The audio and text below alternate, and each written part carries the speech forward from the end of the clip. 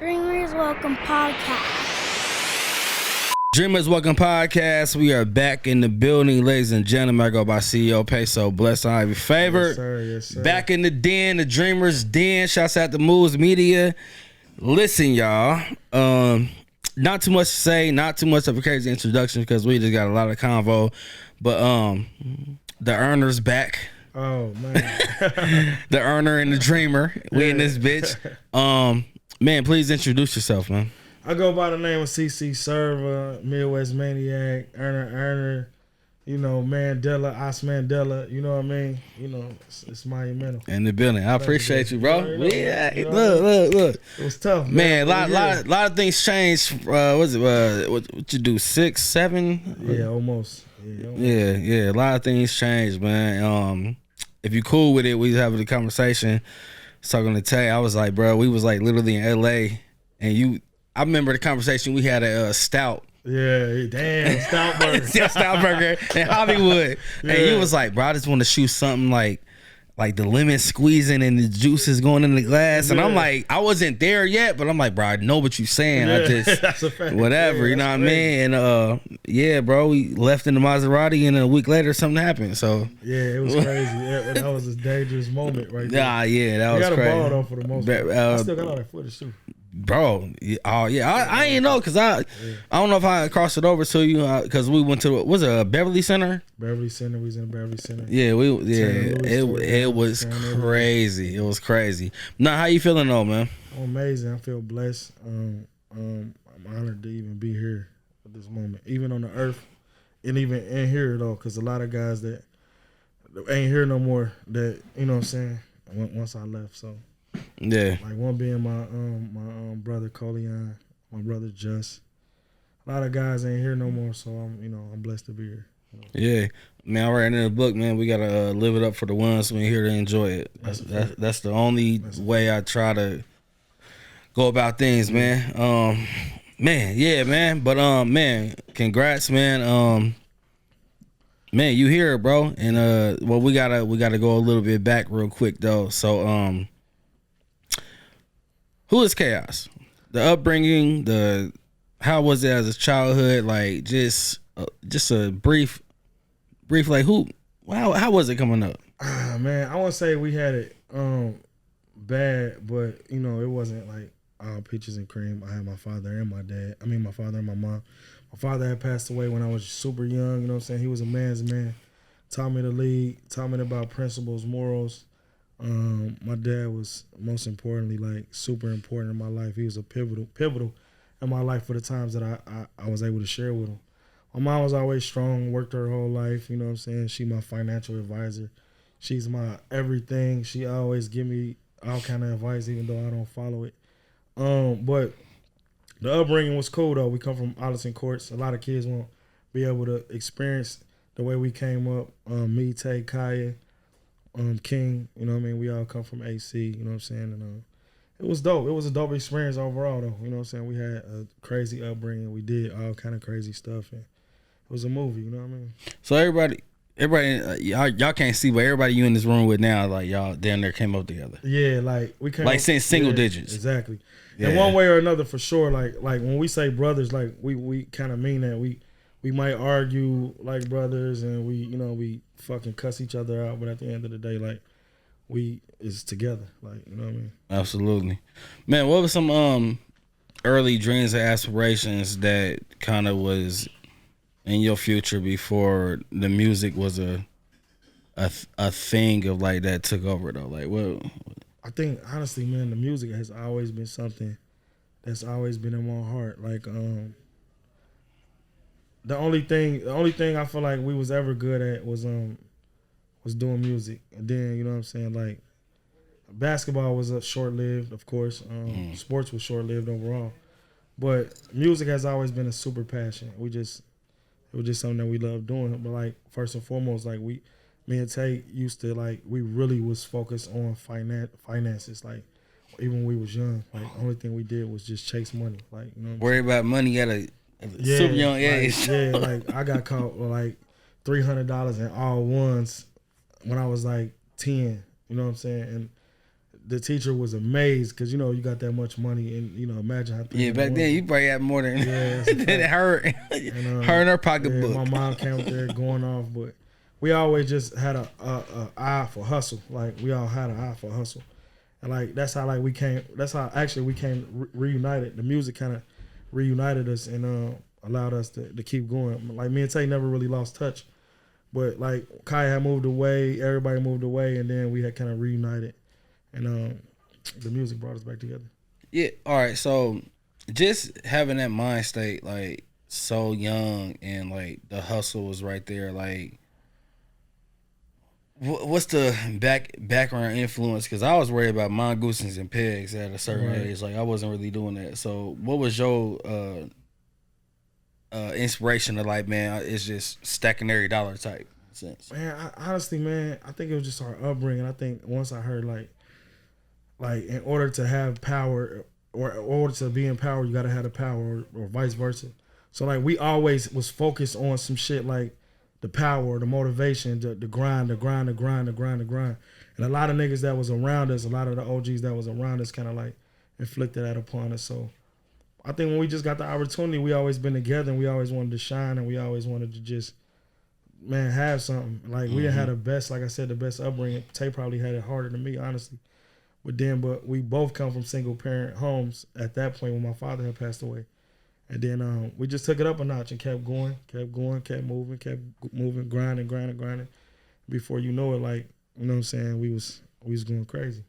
All right, so respectfully asking, like, when your father passed away, if you cool talking about it, what type of, was that like a motivational push, or was it like a set timing of, like, you had to just deal with it properly? Or honestly, I deal with death kind of rough. Like, if anybody know me, one of my closest friends, Markel, got him tatted on me. I don't really even like talking about Markel. that.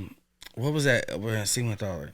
Yeah, hip hop culture. Man, he sold me my hold on, my bad. That's deep though. But he sold me my outfit. It was a rocker wear joint with the jeans, and I was going to my is it homecoming? Probably. Or whatever though. Turnabout. Yeah. And he was like, man, you need to wear this. And he got me together, threw me a, like, slight discount. I'm like, oh. Yeah, Markel, man, this nigga cool as fuck. He legendary. Yeah, so shout out to my brother Markel. Shout out to Markel. Man. Yo, so that was impactful. I remember you was, like, really, like, like verbally on that, and it kind of hit you differently. Yeah, Markel passing. It was just a tough. It was tough, man. It was super tough. It was actually tough for all of us. Like, and he was, like, pivotal to my career. Actually, I've lost everybody who was a mentor of mine in music. Like, literally everybody. Like, Keith Wilson. He was, like, a mentor of mine. Like, he the guy who actually encouraged me to write a book in the first place. So a lot of the book got typed up on his couch, you know what I'm saying? So he used to do music back in the day. Coleon, like, that was one of my first deals that I had. He lost his life. That's like, he like a brother to me. Mo Beats, of course. Raised the bar. He was like an uncle to me. So everybody who, and that kind of hit me hard when I was in prison as well. Like, so when I sat back and thought about everything that I was going through and all the people that I lost along the way, I'm like, man, maybe this ain't it. You know what I mean? Like, and we start, and, you know. Well, hold on, because I had what bring up? I got lyrics that you said I want to talk about, but that hit deep though, because I just kind of found my first mentor, like, I think like 2 years ago. Shouts out to North. Oh yeah, North is my homie, man. Yeah, like, that's my mentor now, and he kind of gave me the game though. So I guess going back into the pressure question. With you losing mentors around you that taught you the game, did you feel like it was any pressure on yourself to, like, just keep that torch going? Cause now, I mean, in a sense, you have kind of not too many people to ask these questions to or get this advice from. I had to like look within, like, so, like, a lot of my guys, like, they know how I felt about Kel, like, and so once that kind of happened and affected me, I think we kind of paused everything because we didn't really, you know what I'm saying, know exactly. But then right after that, the feds came the first time. So the federal government had arrested a lot of the brothers, like they arrested a lot of us, and my partner was already doing time. I believe King was still doing time, right? So it was just us out here. So at that moment, we did put the whole team on our back, and it was rough, man, because I was out of the streets. I didn't really do nothing. I think I was like, what was he like, promoting parties or some shit? We was doing that for a long time. We was making cool money, but we was around. We had oversaturated ourselves in this market.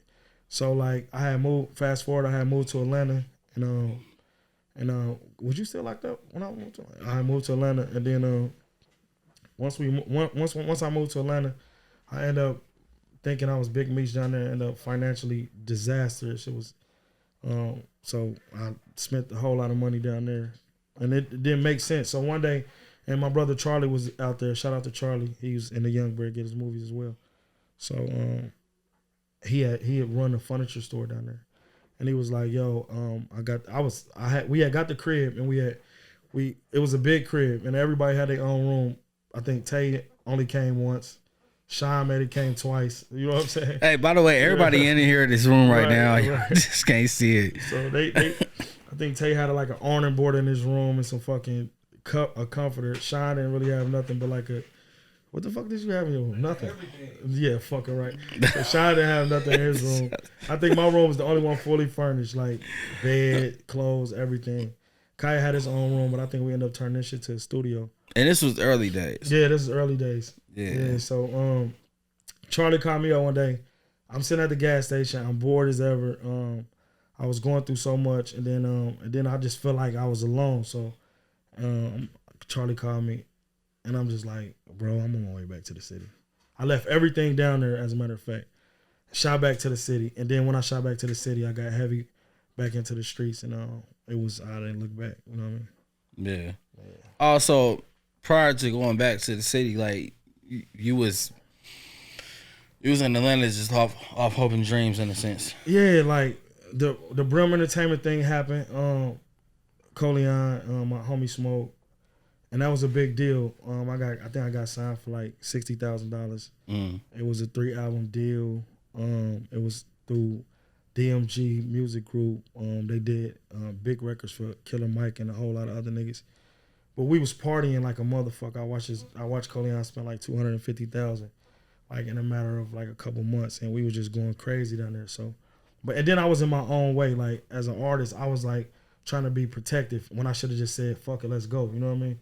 So I was holding back a lot, and I wanted to focus on our brand. So I had to end up changing my name to like D-Cut Chaos to let niggas know like this is I'm me. You're a brand, you're your own person. Yeah. So I was really in my way, and I was like, and that was really a big fuck up. You know what I mean? But we this is before like kind of like before social media too, though. Like it was kind of like heavy, but it wasn't like as heavy as it is now. We did a lot of music. We did a record with Andre 3000. We did a record with. I wrote a record for Lady Gaga. We did a lot of music. We did a lot of shit. Hold on, and hold on, and clarify what time era was it? So, man, what was this? 09? Oh, yeah. After the raid came, yeah. After who? After the raid, the feds. Oh, okay. Oh, wait. Oh, yeah. Okay. So that was after that, and then, so I'm thinking like, this is it. But then, one of the labels. He had ended up going to prison. Coleon got super busy, so it was kind of like winging off. It was a whole lot of shit going on. Then finances, of course, kept up with everybody. Mm-hmm. The label, the other label that we was fucking with, they kind of folded. You know what I'm saying? They kind of went down. And then I went back to the city, and I remember meeting. That's neither here nor there, but I went back to the city, and then I got back into the streets again, and then I didn't look back, but. I never really hustled for a whole year. I never was in the streets for a whole year ever in my whole life. And the past time that I was in the streets, which was this time, it led up to me being incarcerated. You know what I'm saying? Okay, right. All right. So we got to go back a few years though, because the creation of Diamond Cut. Okay, yeah. Like you're the sole founder, CEO of it. Yeah, I stepped down as a CEO. By the way. Well, okay, yeah. Well, we'll get to that too.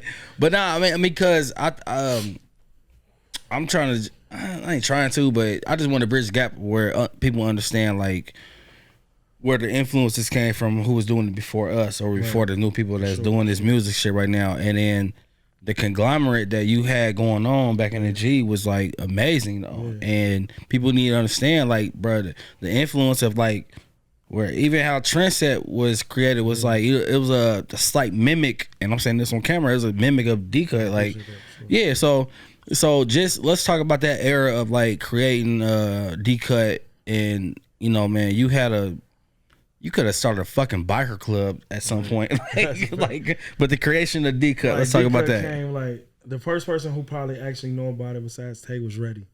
Like, so I ended up moving from Arlington Courts and moved to the Hill. So like, I always wanted, I always wanted to do this, to do something, right? So I was sitting in my mom's crib, who I was living with at the time. And I was laying back. It was called like Cash Dynasty Syndicates. Wait, what? Yeah. Hold on, wait. Don't nobody know that. Dynasty Syndicates. Syndicates? Yeah, it was terrible. Nah, I can't even spell that, bro. Okay. So hold on, what's that? CDC? Yeah. So we changed it to Diamond D-Cut was that's way more easy. And we dropped the dogs. It was Diamond Cut Dogs. So we we don't really use it like that, but it's Diamond Cut Dogs. But the diamond come from 10 million records being sold. Cut come from, like, you know, when your mom used to say, that's my cut. You know what I'm saying? And the dog came from some street shit. You know what I'm saying? Yeah. You know? Yeah. And so we formed this thing. So of course Tay was like, Tay real nonchalant with shit. You know, he got some paper. Tay always been good with his money. So he was like, shouts out to Tay. Him, and I'm like, yo, I think I got some shit. Whatever. And he like, yeah, all right, cool, yeah, whatever. So I'm like, man, I can't really focus on this nigga. He pissed me off when he do this shit. So then I'm telling him who we can go get. I'm like, yo, we need to go get King. We need to go get this before King was King though. Like, we all made up our names. That's another story. So we'll get to it. Yeah. So he like, we pulled up on Ravenwood. Tate's mom already stayed on Ravenwood. So we put him on Ravenwood, and we was like, yo, this is what it is. This is what we trying to do. The thing about Kaya is, if don't nobody know him, when you got the people, you got the power. Kaya got the people. He always had the people. And I'm kind of like standoffish a little bit. Like, but when he went to prison, I had to shake hands. You definitely an introvert. Yeah. like for sure. When he went to prison, I had to come out of the shell and then become this person who, like, kind of like people. You know what I'm saying? But yeah, so kind of like people. So when we pulled up on him, it was like 50 niggas there in front of his mom's house. She always welcomed everybody as sons. And we was just like, yo, this is what we doing. This is what we trying to do. And he like, shit, let's do it. And we like, word? Like, yeah. So then Sean came along. It's him and Phase 3 was best friends. And so when Sean came, Sean was always like, we looked at Sean like he was like rich. Like, you know what I mean? Sean had a Lexus. He wrecked like 7 foreign cars before he was, you know what I mean? He had a Benz, the Lexus, everything. But he always was grounded though. He was never like this nigga who like thought he was better or stuff like that. So when we linked up with King, boom, me and King locked in immediately because we went to the same school as well. So we locked in immediately. So this high school. Yeah. So this it's just a time frame. This high school when y'all was presenting these ideas to each other. Niggas wrecking foreigns and all that. Like, we gotta get to it. So and then fast forward, it didn't 2000. Yeah. But then it didn't take off to maybe like 02 or 01 when we dropped our first CD. 03.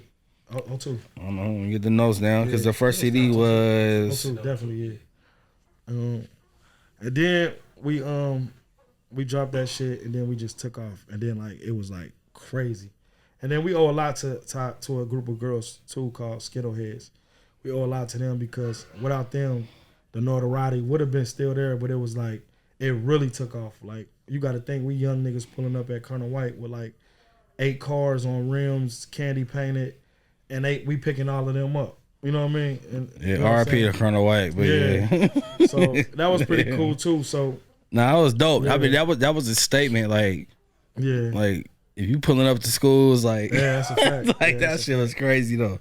Man, okay, I'm sorry. No, go ahead. You know what I mean? Nah, yeah. So I'm trying to keep with the time frame because my introduction to y'all was I Get It In. Oh man. So what year was that?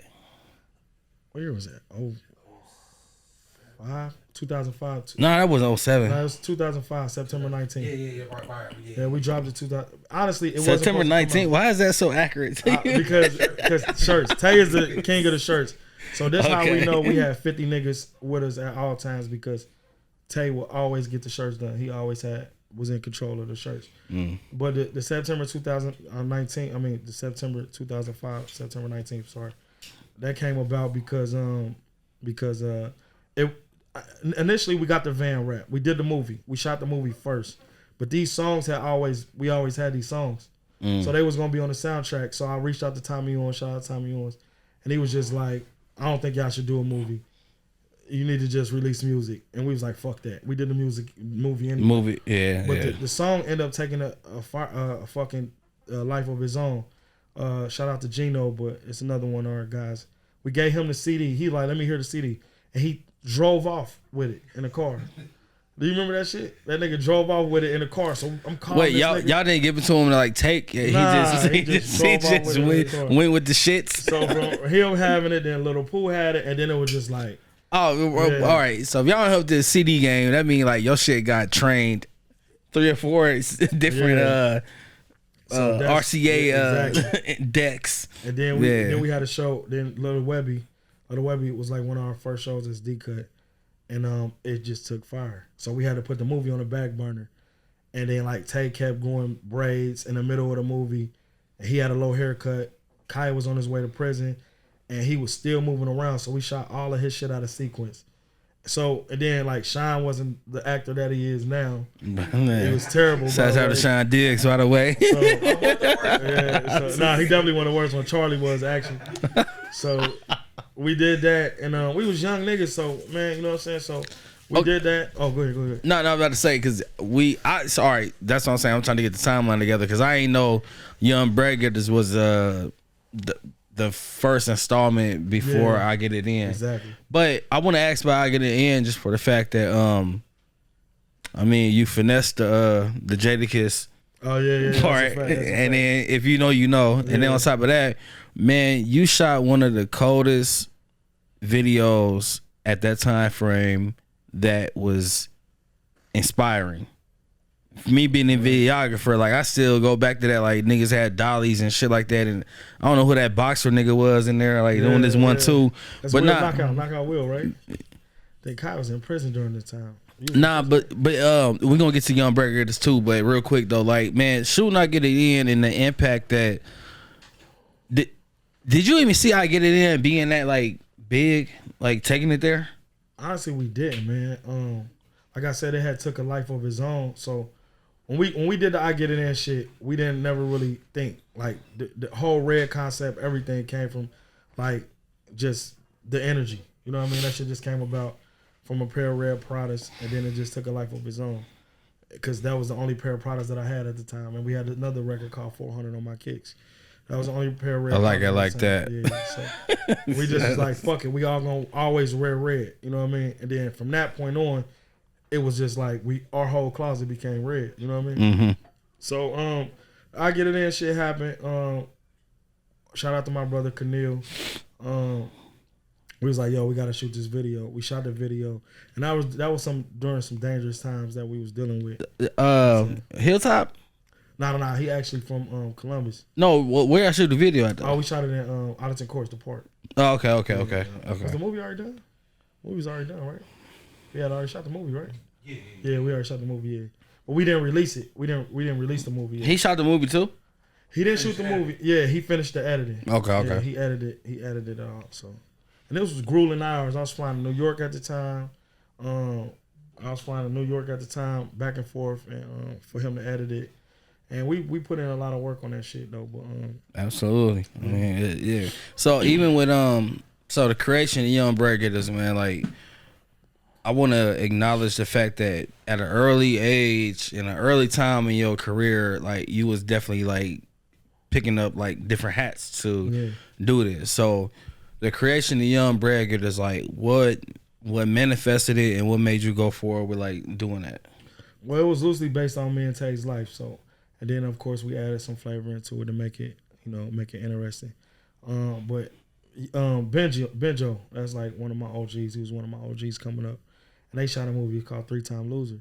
So at the time, like, I was just like, damn, like, if I ever get the opportunity, and I was seeing all the hoes that they was dealing with, it was just like organized, and it was just, I'm like, man, if I ever get the opportunity to shoot a movie, like, I'm gonna shoot it like this, you know what I'm saying? Mm-hmm. And so like once I got the opportunity financially to do it, we just took off. Like, we took off and did it. And at first it was like, man, why would y'all do a movie first? Like, cause we weren't really hot on the music like that. Like, we dropped like mixtapes and shit, Take Over 1, 2, 3, 4, Take Over 5, Take Over 3.1, Take Over the movie mixtape. Like, we did a lot. We did like a lot of mixtapes. And then like, but one thing I can say about music, it has always brought me home. Like music, I went fucked up, you know, financially in the streets. Mm-hmm. And I would release a CD and it would get me back. You know what I'm saying? Like, yeah. And one time me and Tay was in New York, and I think we went up there with like $30,000, you know what I'm saying? I'm buying all kind of shit. We bought a chinchilla. This is the first time we going to New York, so we making right turns on red lights. You know what I'm saying? Yo, so if you're in New York, you know. You know what I'm yeah, saying? you know, that's so, wild. You know what I'm saying? So, and we spend it this before Uber, so we spending taxes. We going to Benny the jeweler, buying jewelry or whatever. Mm-hmm. So when we came back, when we drove back, we was broke. We didn't have no more money. Literally no more money. So I think right when we got like maybe like 5 miles outside of the city, we ran out of gas. And I tell this story because I think it's super important, but we run out of gas and we sit in the car and we laughing at ourselves because we can't believe that we ran out of gas. We got all this expensive shit in the car. But one thing that we had CDs. So Tay was like, hold on, let me try something. So we get out the car with these 5 CDs and he sell them. And that's the music brought us home. Mm-hmm. You know what I'm saying? So we put the gas in the car, you know what I mean? And that got us home. So I thought that was always like a premonition or a sign for me. You know, even though I might not have took it all the time, but I just knew that the music always brought me home. You know what I mean? Yeah, and you got believers around you, and so they can hit one song and shit. We got that 5 out of you, so whatever the case is. Man, so the legacy building up. I don't know. I got a personal question somebody asked. Where is it at? The crossover mixtape never came out. Yeah, that shit never came out. Somebody was like, bro, shouts out to Don Mega. He like, bro, ask him about that because that was a detox, but it never came out. And that shit is so monumental too, man. I'm telling you, like, man, a lot of the music, like, I like, when I create music, I want you to live inside of it. You know what I'm saying? I want you to, like, really live inside of it. I think when I record anyway, I try to record visually, like, versus, like, you hearing it through your ears. I want you to be able to see what I'm trying to say. Like, so see what I'm trying to say. Yeah, absolutely. When you listen to my music, you got to listen to it differently. And I think that's one of the things that hinder us thus far on becoming the superstars that I think that we know we are, because we had to teach them to listen to the music. And it's so crazy because a homeboy of mine who worked for Rock Nation, who have worked for Rock Nation, and told me that, shout out to Alaska. But he told me, like, we got to teach them how to listen to this shit because it's different. It's, you know what I mean? Like, yeah, and that's why I keep repeating it. Teach them how to listen because you know what I mean? It's different. And I got another quote. It's one of my personal favorites because on the Judge Me song, up stressing, second guessing my dreams about the rap shit. Yeah. That comes many nights, man. Like, I think, like, even dealing with the Markel situation, going back to there, like, I think it affected me super hard because Markel believed when I didn't believe. You know what I'm saying? Like, even at the moment that he was introduced to Diamond Cut, we was up there shopping actually, and he was like, he knew we moved the way we moved through. You know what I mean? We had all the Diamond Cut coats early on, all the velours we had with Diamond Cut on. Velours, yeah. Jesus Christ. Headbands we had. Shout out to Daquan Cook before he went pro. Yeah. You know, we try to pay him to wear the Diamond Cut fucking headband. All of our marketing schemes was always ahead of time. Yeah. So even when Markel seen it, he was just like, yo, this is it. This is the one. Like, you know what I'm saying? So I think you need to really, really focus on this shit. You know what I'm saying? Yeah. So I mean, it just, you know, I don't know, man. It just so and I'm picking your brand, by the way, because I always wanted to ask like certain questions like that. But man, you are just being very strategic in the way that you move and in the maneuvers, and then people pillow talk like, man got something going on right now. Like he know what he doing type shit. So the importance of that, why you choose to move so strategic, double question by the way. You choose to move like that, but where does that come from on how you pick to move like that though? Because everybody else, they can't wait to flaunt they home. Right. Somebody hit me like, I seen Chaos with a Sprite on Snap. It was it wasn't no announcement though. So I just feel like that you move so strategic in a way, but I just want to know, where does that come from? Because you say your mentors passed away, and whatever you got from them was there, but man, like people really look at your maneuvers as it's like, damn, bro, like they frightened. Yeah. It's like damn, like he laid it down, did his time, and he came back, and it's like you ain't skipped the beat. I think it come from like being led by the muse. Like, I don't know if you're familiar with the muse, like when they give you the inspiration that you draw off of, right? No, I thought you were talking about the club in Inglewood. No, actually, like, yeah, so, yeah. You know the muse? Okay. Yeah, so, like, as an artist, like such as yourself, like, this shit is really gifted to us, like, and I had to really, like, I be humble a lot, like, so King, King, and he used to always tell me, like, yo, and he the brains behind some of the music. What people don't know, like, even with I'm Gonna Shine Today, he was just like, yo, I think you should say this. I think you should say this. And he was in prison. He came with the hook? Yeah, no, he didn't come with the whole hook. He was just like, man, you got to just say live until you die. You got to say live until you die. But 400 on my kicks was him. You know what I'm saying? And we shopping again, and I'm like, man, this nigga, here he go again.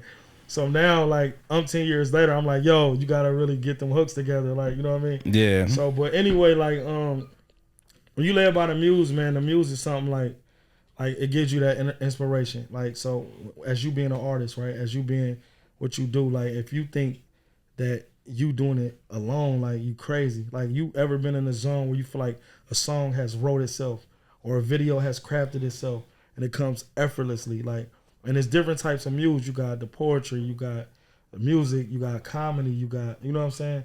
But you Google it and it'll explain more to you, like, on, like, the theory behind it. It's like Greek mythology, so to speak. Absolutely. Okay. So, I thought you was about to write something, Jay. My bad. We'll cut that out. Nah, but so another thing I want to ask you too is, okay, entrepreneurship. Like, you gotta think. My perspective of what I seen is you was kind of like one of the first people that was like, you put the book out and everything like that as well, though. So, man, the confidence level of just trying things. Let's talk about that, because people look at that as if, like, he putting a book out, like, but if you add into your arsenal, like, artist, writer, author, movie director. I think we already tapped in on Umbrella just a little bit, which I'm gonna go back to that too, though. So just adding things to your arsenal, though, how do you balance that out? Like, because I feel like even though you got a team, you your own manager in some sense. It honestly drives me nuts. I just believe in hard work. I just believe that's the shit that keep me sane. Like, and we bark at each other a lot about that shit because I just really believe in hard work. Like, we was the first niggas to do a lot of shit, by the way. Let me pop my shit. I was the first nigga in the city to pop a gold bottle. Ask Sean, he'll tell you. Ask Mark at Club MJ's, he'll tell you.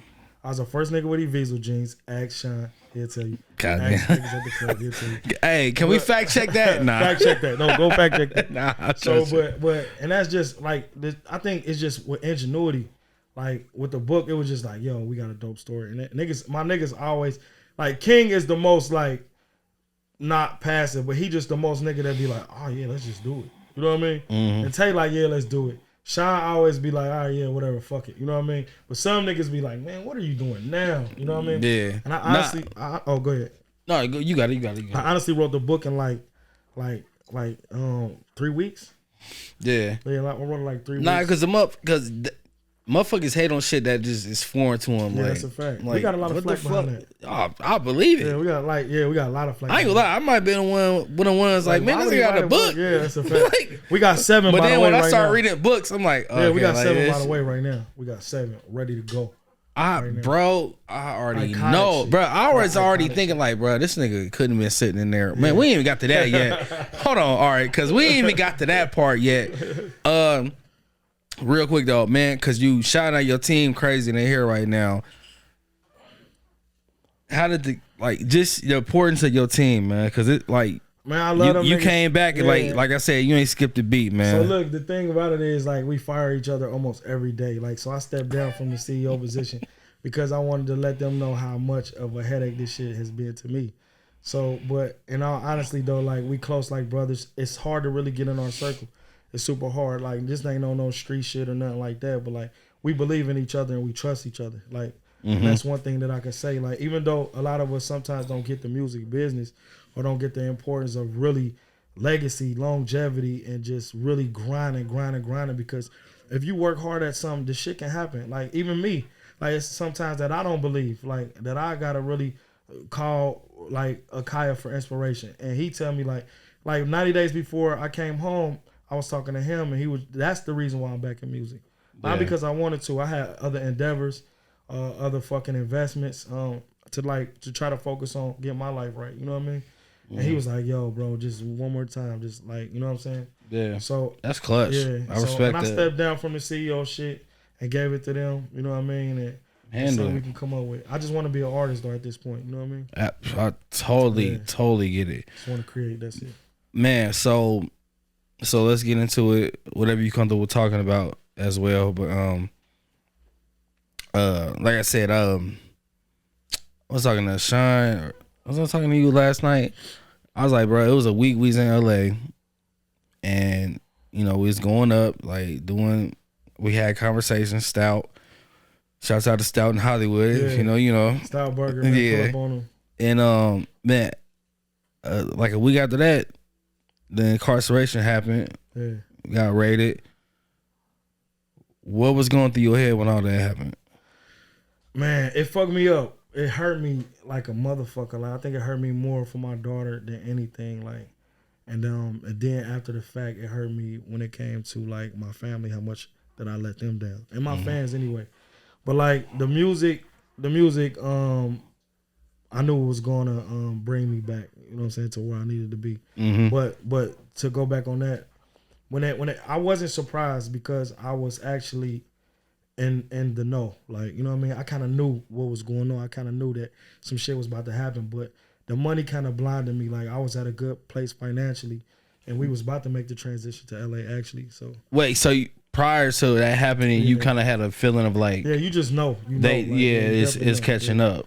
And actually, even allegedly, even when I talked to my mom, like when the first call that I even had to talk to my mom over the phone, she just, of course broke down. But I just told her like that I was kind of like tired. Like, and I didn't mean like physically, like I just meant mentally tired. Like we've been doing whatever, running rampant for a long time. Like, you know what I mean? Not in the streets per se, but just really just playing with our life for a long time. Yeah. And it's a gamble. Yeah. At this point, it was one of them things where like I was, so to speak, like was like ready. Like I was like ready. You know what I'm saying? Have you seen Flight with Denzel? Nah, I ain't seen that. All right, quick analogy, but like he was a alcoholic flying planes for people. Oh yeah, I seen that. Yeah, and then he was just like, he was in court like, hey, I was drunk. Yeah, like he couldn't handle it no more. Like, hey, bro, like this is what it was. Like I did it. So yeah, that was just a crazy moment. And like sometimes you got to keep it G with yourself. Like, bro, I'm just like you said, I'm tired. And it was like it was super. Like, cause honestly, I normalized selling drugs, and I thought that's what. It was normal. I thought literally it was normal, and I think it's a disease still that we try to shake, because I don't think that we believe in ourselves enough to say fuck it, like a Jay Lee. You know what I'm saying? And I'm using him because I think that I'm admired that he was, a 6-figure, job, and just was like fuck it. You got up through, yeah. Jay Lee moves media, by the way, if y'all don't know. That takes a lot to do. Yeah, you know what I'm saying? Leave your safe place and just say fuck it. So our safe place was running rampant in the streets, like.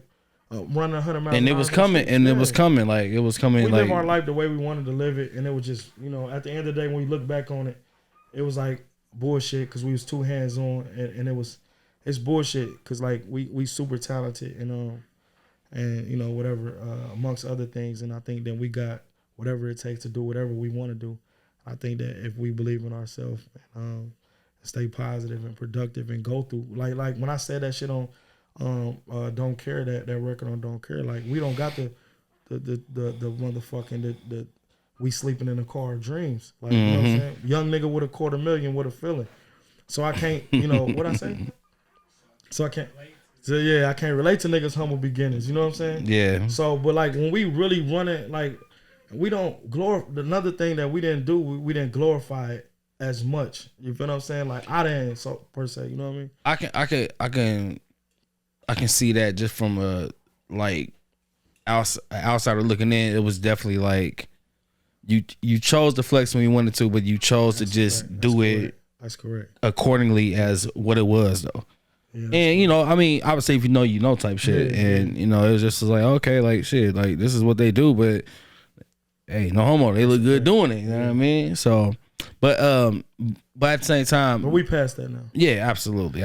We grown. We trying to focus on some shit that make sense. And so, but for it to have happened, even though you anticipated it and you felt like it was coming, when it happened and you had to lay down the time, what was the initial thought process of like, this is what the next couple of years is gonna be? I got a strong team. I got a really, really strong support system. Shouts out to Miss Mobley, by the way, too. Cause I seen her at one event. She was like she had her face mask on. She always be on her P's and Q's, but I know she was in your corner too, by the way. But she always kept me with a little update. Part of our management crew. Shout out to Double M. But I got a strong support team. I got a strong support system. My family, my lady, my daughter, of course, and all my brothers. Like I wasn't in need of a prayer. Like even if financially, like that's the thing that we pride ourselves on. When one of us do fall, like we each other's crutches for real. Like and I'm my music was one of the only artists in the BOP that's on the computer. Like so that was a big deal. And shout out to Sean for making that happen. So it was a lot of the shit that I dealt with throughout prison. It was about growth. It was about growth. You know what I mean? And I didn't ever think that it was over, but I was honestly learning me at the same time. Because that was the first time that I was honestly been alone. You know what I mean? Like just literally, like even with your daughter, friends, like it was just you in there. So I had to learn myself. Of course, I'm a workaholic. So we got umpteen business endeavors. We got movies, we got books, we got commercials, we got jingles, we got fucking anything that you like. It wasn't a day spent. This nigga said jingles. Yeah, it wasn't a day. Like it wasn't whatever gonna go. Yeah, that was just like lax. Like I work overdrive. Like you know what I mean. Like, and it kind of frustrates me when I don't be able to create and work. You know what I'm saying? So do you feel like I said, everything coming at a halt? You laying down doing your time. Is this a reinvention of yourself? I like to think so. And I'm still reinventing myself every day. It's like in a pursuit of me, in a pursuit of the happiness that I want to acquire. Be the best version of you. Yeah. So reinvent myself for sure. I'm making sure that I believe in myself, making sure that I'm not like super selfish this time around because we've been doing this a whole lot, and it took me away from my family, of course. It took me away from having more children. You know what I'm saying? And it just we sacrificed a whole lot, but like this is who I am. I had to learn to accept that. Like music is me. Music is who I am. So I'm gonna do this until I die. You know what I'm saying? Absolutely, like, so, man. Respect to you, man. Just going through that and not letting it get the best of you. For sure. Yeah. Like in that time frame too. Like it was definitely it was different. Yeah. It was different when, like you wasn't putting too much stuff out or whatever. And that's just me being a companion and a friend and a fan. Yeah, for sure. But it was just like, damn, you know what I mean? Like, it's a couple of people that I had to come out and like, curate this shit to, you know what I mean, keep this shit stable. But it's just like, you know what I mean? Like, so man, I commend you for that, man. So last question I ask everybody, what is a good quote or a piece of advice that you live off of? Don't stop, keep going. It's no wrong answer. Yeah, don't stop, keep going. Just stay positive, stay moving in a direction, and fuck everybody. Fuck what people think. Keep going. Just don't listen to nobody else. Believe in you. Believe in yourself. Like, because people will just tear you down at every corner. Like, you just gotta really protect your ears and your eyes, because you just this whole world is so fucking wicked and crazy. Like, if you don't believe, who will? You know what I'm saying? And that's the thing I try to tell myself and preach to myself every day. So we come from a background where people just not used to believing, and you know, it's just normal for us to chill. Yeah, normal for us to do the settle minimal. Yeah. So like, once you really focus on something and just draw into it, and then it comes about, and you see it comes into fruition. That's the best feeling in the world. You know what I mean? Goddamn right. Yeah. Hey, I'm a testament to that. For sure. Man, I thank you. I appreciate you. This can possibly be the end of the interview. No, we can keep going if you want to. Is this the end of the interview? No, I'm looking at the time frame. What is it? What is this? Did he ask the questions that you? I got more questions. So let's keep it going. I ain't keeping it. You got at what, 8? Oh, you still got some time. Okay. All right, so let's go into the mixtape game. Okay. All right, so like you said, personally, I didn't get to that too, by the way. But 3 feet from gold. What mindset was you in? Because after I read a book, I understood 3 feet from gold though. Yeah. So 3 feet from gold, you put that into a musical aspect. Yeah. 3 feet from gold came from, of course, Napoleon Hill, Think and Grow Rich. Mm-hmm. I think a lot of shouts out to Napoleon Hill, R.I.P. Which is a lot of our inspiration even comes from the. That's crazy. That book right there.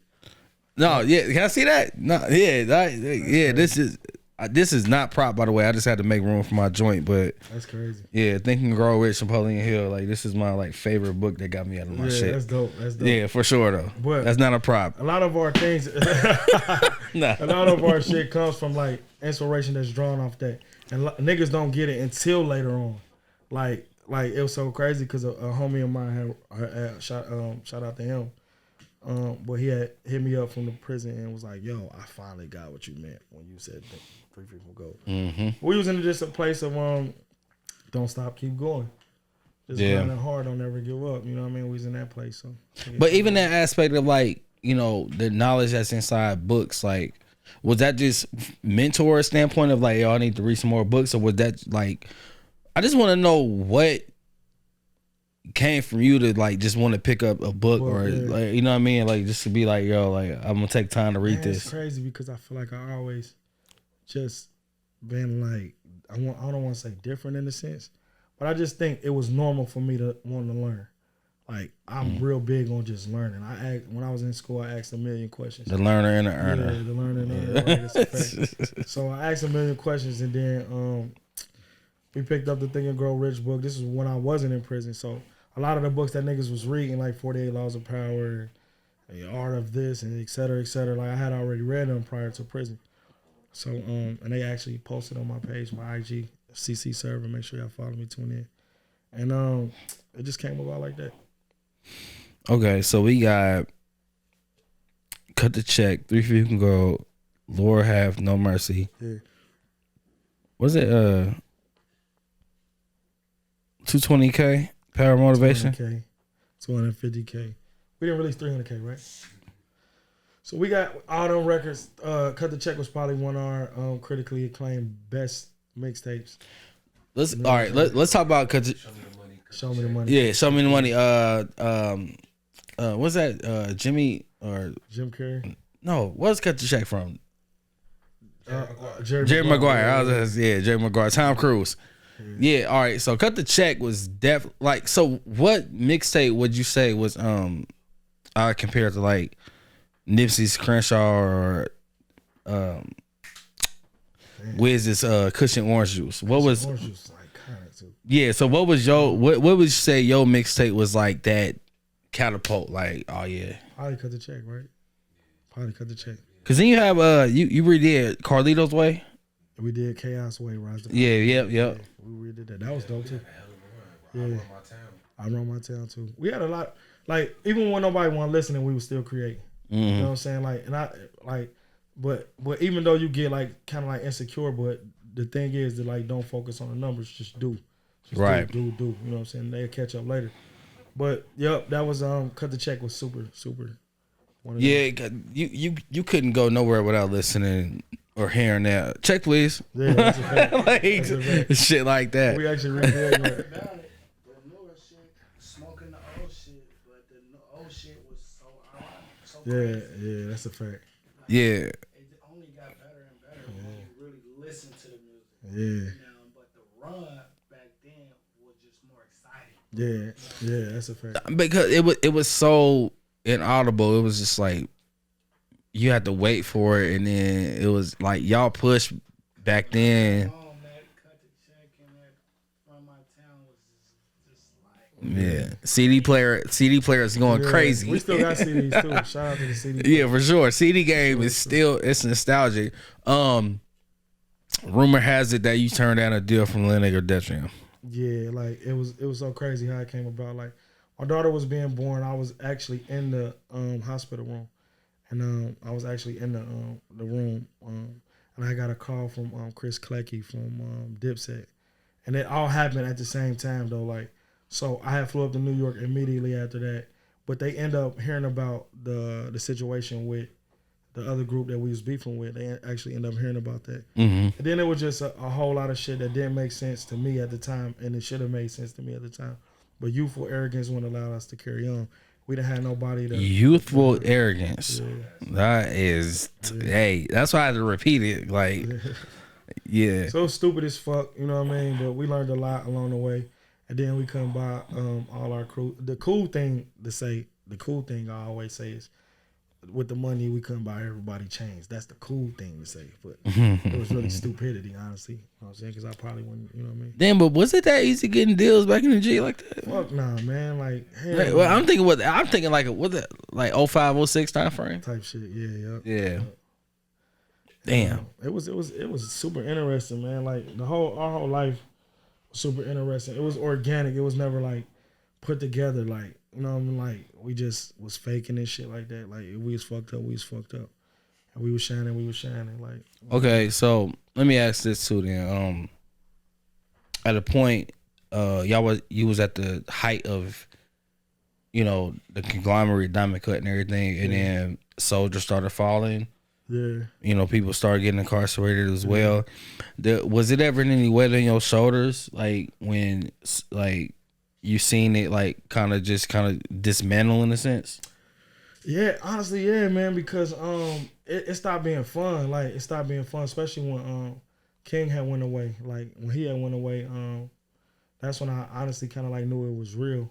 It's so crazy because I don't really smoke weed like that. So before he went away, they used to always be like, yo, just smoke with us.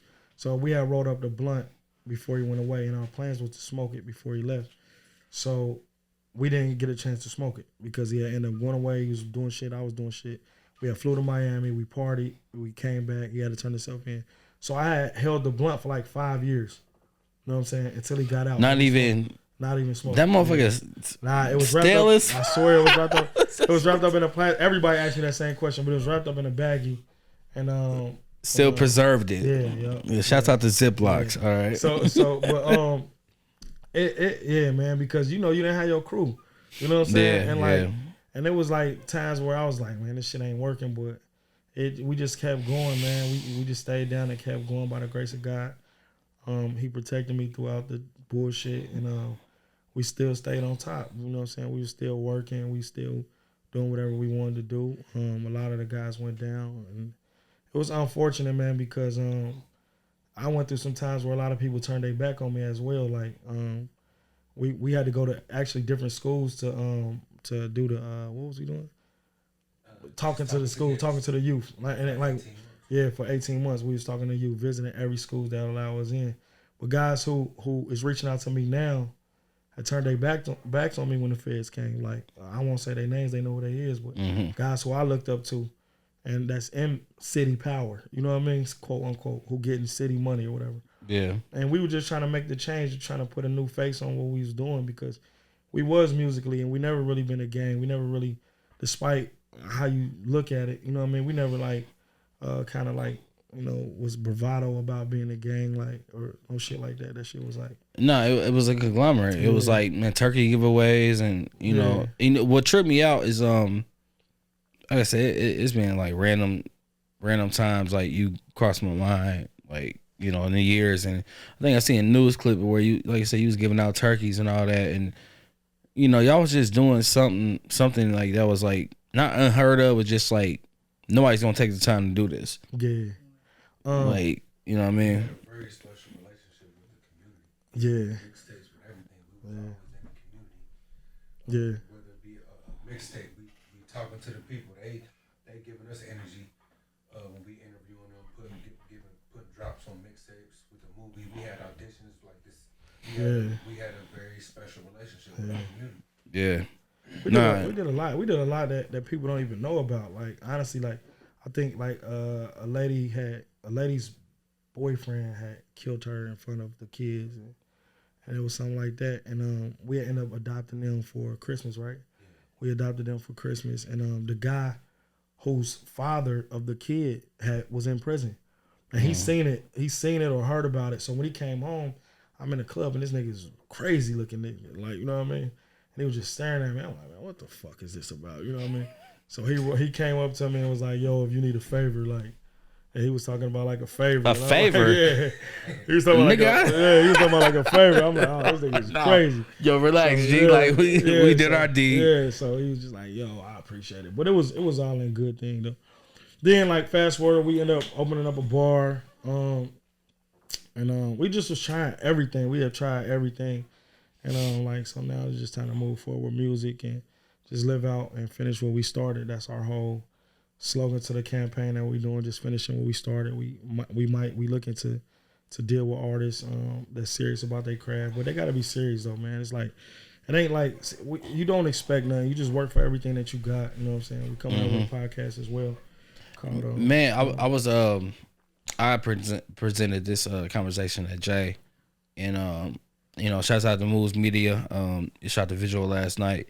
Man, it just felt so good being around the organic like process of like everybody was in there, doing something to get the video done. Yeah, that's a fact. And like I ain't gonna lie, bro. Like conglomerates and like cliques got so separated now. Yeah. You don't really see that too much. And on top of that, you don't see that from people that was doing it a decade ago. That's a fact. Yeah, that's a fact. Or really damn near 2 decades ago. The money that never changes, man. Like the money and that's changes, clutch. You know That's a thing, bro.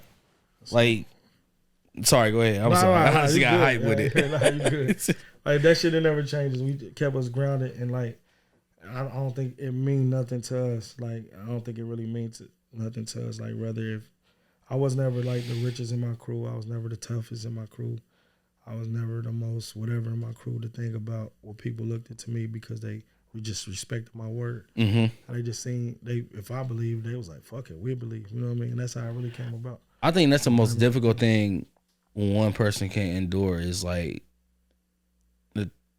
not to say non-believers, but it's to trust me it's gonna work. Yeah. And you have that persona of like it's gonna work. Just stick it through though. And I think that's a characteristic that not too many people born with or blessed with. Like it's and I think you dominated that though for sure. I appreciate that. And I just see that just from like I see man, I borrowed this jacket years ago. You remember that? I don't mind saying it. It was like, bro, this shit too fly, bro. I need to wear it. Matter of fact, you had the joint before the tornadoes hit. Yeah. And I was like, bro, I need to wear this tonight. He's like, all right. Then he texted me the next day. I need that back. But it was just like, he didn't judge me. It was cool. He was cool with it though. I'm like, all right, cool, whatever though. But nah, that was slick, man. But yeah, bro. It's just, man. I feel like that we definitely shaped the new way of like, I mean, not even a new way, but I think that I know that we definitely had paved the way of like a lot of what these people are doing now. That's a fact. And and another big point of this interview is for people to understand, like, I don't care if you was born in 93, 94, it all started from something. That's a fact. It all, like, you know what I mean? Even with Trendset, even with GTC, even with D-Cut, everybody else, it just was like, bro, this shit started from something. Like, bro, this shit ain't just start from this niggas pulling shit out the air. Like, yeah, that's a fact. This shit really, like, nigga, we put in time. Nigga, how many blank discs we had to buy and you know what I mean? Before DistroKid and shit like that. Yeah, man. Yeah, bro, and not shit, bro. Like I said, bro, I commend you. This is getting to the end of the interview now. Because I feel like I'm talking in circles. Yeah, have a part two. But nah, bro, I commend you though, man. And the respect I got for you, like, bro, like you said, like I said, bro, you laid down, you did your time, you came back, and then everybody, you got niggas in their boots, bro, like shaking, like, bro. What man. The fuck is nigga? We just getting started, you know what I mean? Next? We just getting started. Shout out to my watch. This is one of the watches that. Yeah. Okay, that was another one. What's the point of the watch, by the way? The watch is like I had this. Is that a G-Shock? Nah, it's actually I gave away all my G-Shocks. This is a Timex. Oh, okay. But the G-Shock watches, they went out of batteries. But I had this watch since I've been down the whole time, and it never gave out on me. It ring every day at the same time, like 3:45. Hold on, since when you got locked up, you watch, came out with that. Yeah. I gave everything else away. But, so fuck it, Jacob. Yeah, you might even hear this motherfucker go off at 3:45 because Countdown across the world in the BOP and in state prison too, right? It's 4:00. So I used to be working out or doing some other shit, and you got to be up during Countdown, like right. You got to stand up. So 3:45, this used to wake me up. Hold on, bro. Y'all niggas are getting 4 in the morning was count time. Yeah, 4 in the afternoon. Oh, okay. Yeah, so what? All right. So if you're comfortable with it, let's talk about it. Explain the typical day incarcerated. Man, incarceration was super dope. It depends on the spot that you at too. Like I was fortunate enough to be around some cool spots, and some not so cool spots too. But the spot I just left from was Milan. Shout out to everybody in Milan. So a typical day for me would be like waking up at like 5:30. Don't quote me on that, but 5:30. Going to the gym. The gym is also where I worked at too, so it was pretty cool. So we go to the gym, we go crazy in the weight pal, whatever the case may be. We leave the gym. It's count time. It's recall at 10:00. So that means everybody report back to their units. Mm-hmm. So we go back. Sales, yeah, but or the units too though. It's okay. Sales.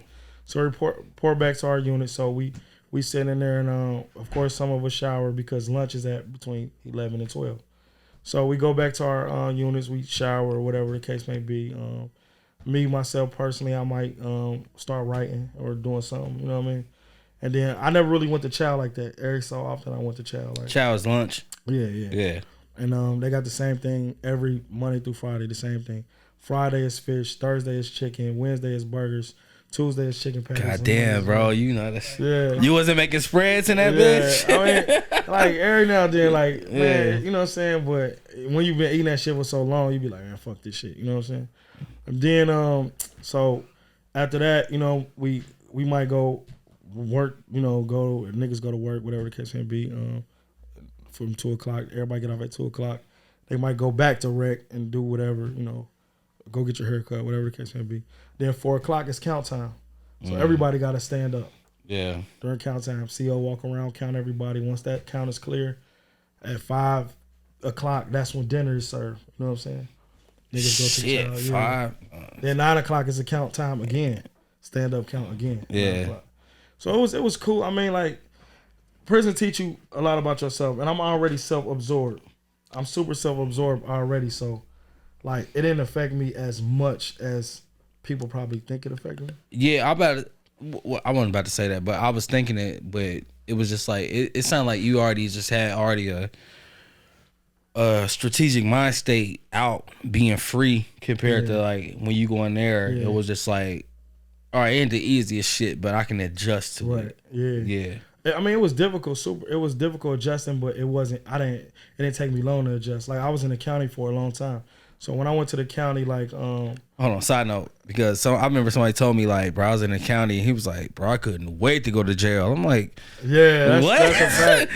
That's a fact. But the way you broke it down, like county was like 23-1. Yeah, some counties is like that. Yeah, we was fortunate enough to be in a fairly thin county, but it's super expensive. I spent $22,000 in the county alone.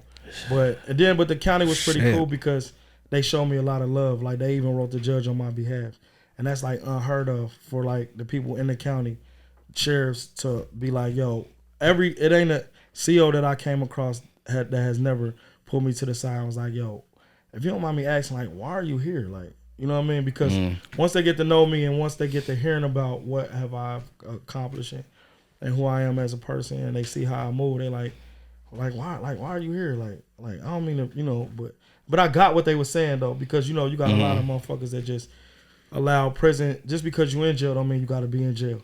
Right. You know what I'm saying? So being in jail, is it like, you went in there and then how can I ask that? You went in there as if like you was a new person, like. Yeah, I mean, like nobody really knew. Some people might know who you are, obviously, but then you just in there like. Yeah, I mean, like, you know, I'm respectfully, I'm first name, last name. Exactly. Like, yeah. So honestly, like, so everybody called me Chaos again. Right. Like, okay. and it started in the county, and then it just filtered throughout the feds. But they like I'm still standoffish a little bit too. So when I hear guys, I done heard guys talking about me in the conversation when I was around. Like, yeah, Chaos and them, yeah, like they my cousins, like, you know what I'm saying? Mm-hmm. And I'm right here, like, and I know that that's not my cousin, you know what I'm saying? so that done happened to me a lot of times, you know what I'm saying? Yeah, man, that's my. And then my crew is real big too. We everywhere. I mean, this ain't nothing. This no braggadocious shit, but like the crew before me who did go to the jail, everybody got out at 16, and then I was picked up. You know what I'm saying? They had got out, so. Yeah, I was thinking that too. Like you kind of got the back end of like. Yeah, so and then they wanted to sentence me based off of what they thought I did back then too. Right. So they had got out. So a lot of the footprints was already laid. Mm-hmm. You know what I'm saying? When I did go through the feds, you know, there was a lot of respect. You know what I'm saying? But you get what you give. You know what I'm saying? Yeah. Like, so it was super love. You know what I mean? Shout out to all the guys who were incarcerated. You know what I'm saying? My cellie was doing a life sentence, and I watched him give it back, so to speak. And that was like a chill moment. Like when you see somebody with a life sentence, who doing a life sentence, or who had a life sentence, and he got the pardon letter, and it's fucking illuminated, and you just looking at this nigga like you had a life sentence, and you ain't never getting out. Yeah, but he gave it back, so now they got 25 years. And he has already been down like 15 years. Wait, he gave back a life sentence? Yeah, he gave it back. That's terminology for you gave all the years that they gave you gave them back to him.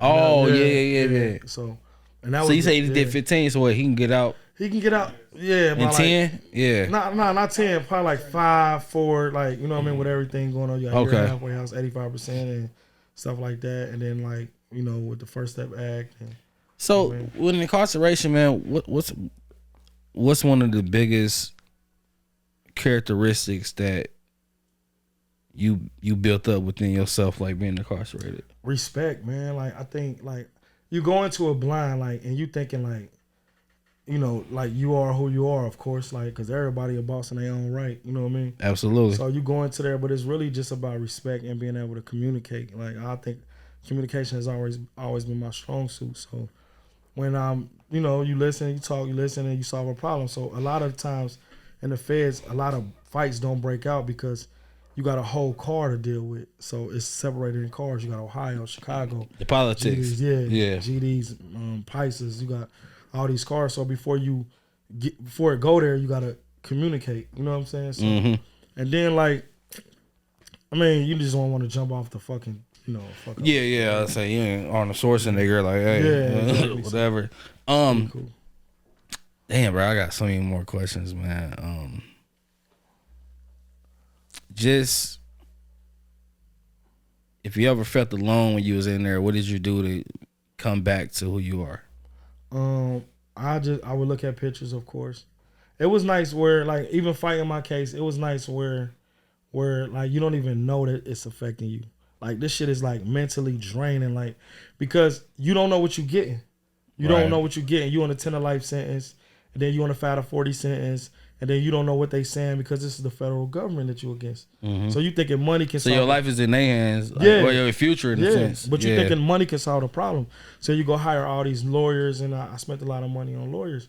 You go hire all these lawyers thinking they can solve the problem, but that's not the case. Like, this nigga, this is for real. If they want you and they got you, it's for real. You got to tell them something. And a lot of niggas tell them something. You know, I really didn't have nothing to tell them. But the thing about it is like this. Like, so when you playing with this situation, and it's a book that I got coming out called Fed Bound High Risk, and if people Fed Bound High Risk, yeah. Okay. So, and it's about the sentencing table, and it's about a lot of that. But the first thing that people did when they went to prison is they bought a book called Busted by the Feds. And I think at the time it was like $200, right? So, but it wasn't in layman's terms. Yeah, it was 200. Yeah, it was $200. Hold on, bro. You get that on Amazon for cheap. So it might be cheaper now, but at the time I paid like $198 for my shit. So we sitting back, and I always had assistants in jail as well. You know what I'm saying? So we sitting back, and I'm like, yo, we need to come out with this book. So, and it's about like case laws in there, and it's just about the sentencing table, and it's really about to show the young guys before they get in trouble, like this is what they can do to you. Like if you got a fucking jaywalking ticket and you don't go to court for it, and you just want to pay the ticket, that affects you. Like you on a point system, it's like 0 to 1, 0 to 3, 0 to 5, 1 to 5. Yeah, So, I mean, I went through that like points in my license for like like not DUI but like physical control. Like you got like 3 points or whatever shit like that. Nah, that ain't what I'm talking about. Oh, this is totally different. Yeah, so like say for instance, if you got that shit on your record, right, and you don't take care of it in a manner in which it should be taken care of, like how white people do it, right? Right. So nigga, that will be held accountable. You held accountable for that up to 10 years. If don't quote me on that, but I think it's up to 10 years, right? So if you go, let's say for instance, if I never been in trouble, right? And you've been in trouble with that shit that you just got in trouble with, right? Yeah. And we both get caught with a gun. You gonna get more time than me because you got that previously on your joint. Exactly. So all this shit leading up to this, what black people don't know, it affects you throughout your whole life. Anything that you fucking do, it affects you. And if you like, cause I played out like I paid a fucking weed ticket before, and when I should have just went to court. Not fought it, but handled it accordingly. Instead of just throwing it on the back end. That affected me, like, so it put me in category 2. So this book is explaining everything about that in a sense, like, do this, don't do that. If you dealing with this nigga, this is what's gonna happen to you. Well worth the purchase of it's 200 dope. or 190. So it's called Fedbound High Risk. It's gonna be in Spanish. It's gonna be in whatchamacallit. I speak a little Spanish. But it's gonna be in Spanish and it's gonna be in English. You know what I'm saying? So Period. It's gonna be dope, man. Nothing fails to amaze me. Man, it's gonna be pretty cool, man. You know what I mean? It's gonna be cool. It's gonna be pretty cool. Man, but like I said, man, we're gonna wrap up. Yeah, for sure. I commend you. I thank you. Bro, you the homie, bro. And all I go back is to, man, we was just like having just a crazy conversation in LA, bro, and it just was like I go back to the text thread, like, cause I was supposed to interview you or something like the next week, and you was like, "What's up with the interview?" Yeah, and my dumb ass didn't respond. I was like, "Fuck, man!" It's I so see crazy the news. that footage is timeless, bro. We was looking at it the other day. It's like, amazing, bro. It's timeless, bro, because a lot of the shit that we can release that now, and the niggas will be like, a lot of shit that we would even release, right? That was a long time ago. Niggas is like, y'all just now did that shit. Like y'all just did that shit. I mean, we've been doing it. I mean, bro, like I was telling Jay, I'm like, bro, just for you to have, I mean, I'm saying this publicly. I can cut it out if you want me to, but just for you to have been through what you did publicly, laid it down, and came back, that creates the legend of it. Who was somebody that you all used to talk about? Started to be. Which one? Benjo? No, man, like Booby John. I don't know. Bobby Brown. Nah, fuck no, not no Bobby Brown. Bugs Norman. Yeah. Bugs Norman. Yeah. Yeah, bro. You became a whole legend. I mean, not the magnitude of that though, possibly, but you became a whole legend of like, bro. It happened. You did your time. You came back, and you ain't skip a beat. Man, I appreciate that. It came with a lot of tears. Man. Like it came with TIERS or TEAR. TEAR. Okay. Yeah, it came with a lot of tears, man. It'll take the toll on you emotionally. I'm an emotional person anyway. Like I'm a Pisces, so it came with a lot of tears. There was times when I was fighting my case and I didn't know what I was doing. That you won't even know that you crying that night. Like you literally, the shit just take a toll on yourself. Like you won't know you crying that night. Yeah, you won't even know you crying. Like you laying down and shit, and you just like fighting for your life. Like it was times when we never ever went outside, so we didn't see outside. We don't know what the shit look like unless we go into court, and that's the most fucking. I don't wish that on nobody. Walking through them courtrooms is something so different. That shit is like, man, that shit is.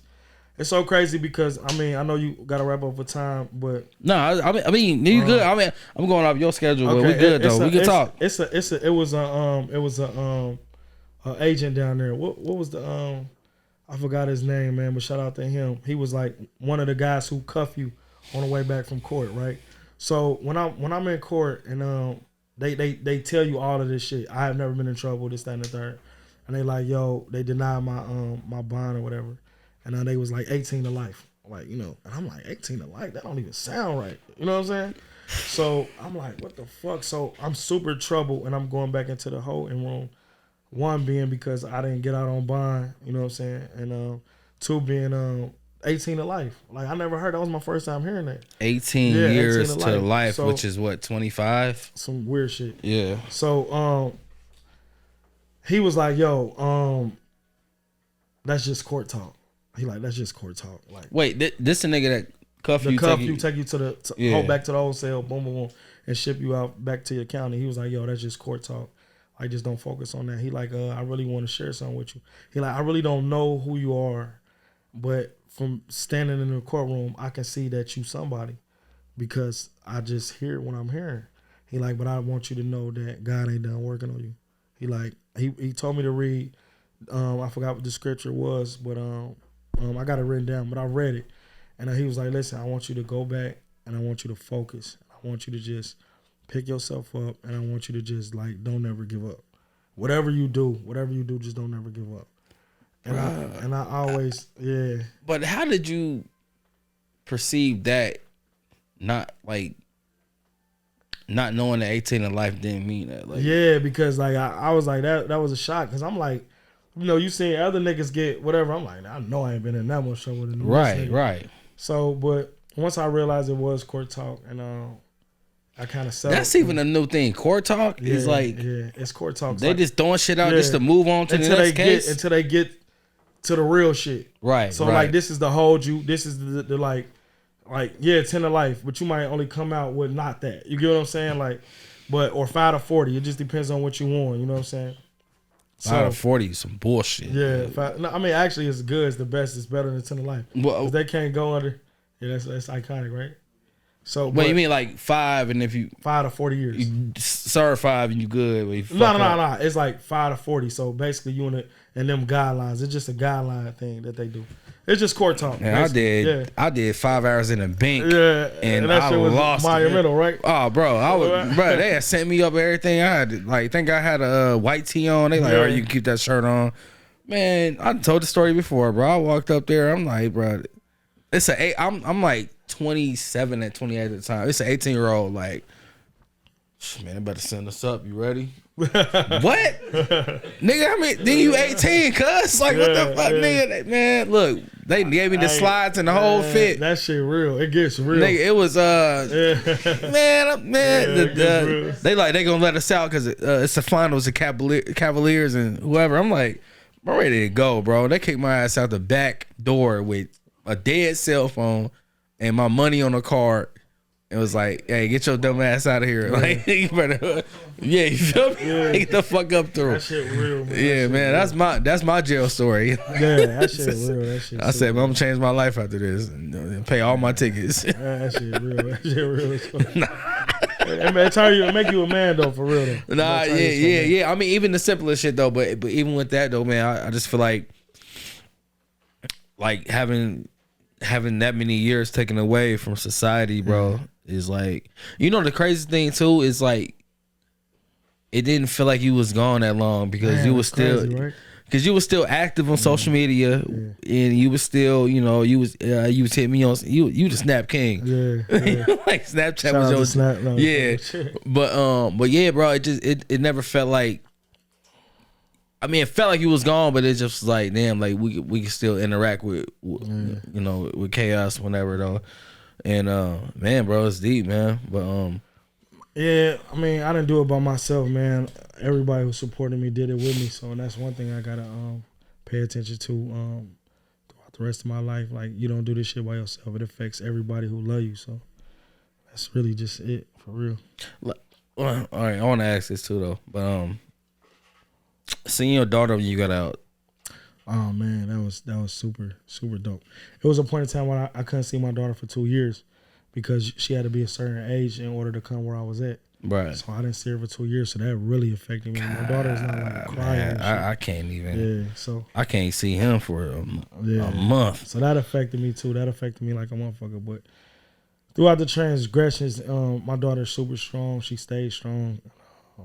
She didn't never stop believing in me, and it was like I didn't miss a beat because, okay, of course financially she was straight, but of course she still wanted to see her dad. You know what I mean? But she still strong throughout the whole process. My lady still strong throughout the whole process.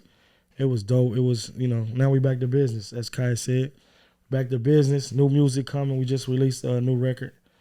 Just playing with them a little bit. We got some big records, super, super big records coming. And we excited about it. We excited again. The whole crew is excited. We got apparel coming. We got a super dope website coming that we spending like $10,000 on. Kaya just didn't know that, but he just knew that just now. Yeah, put that in the notes. Yeah, so, like you note it. Yeah, so the website is super dope, and I think that's the more driving force.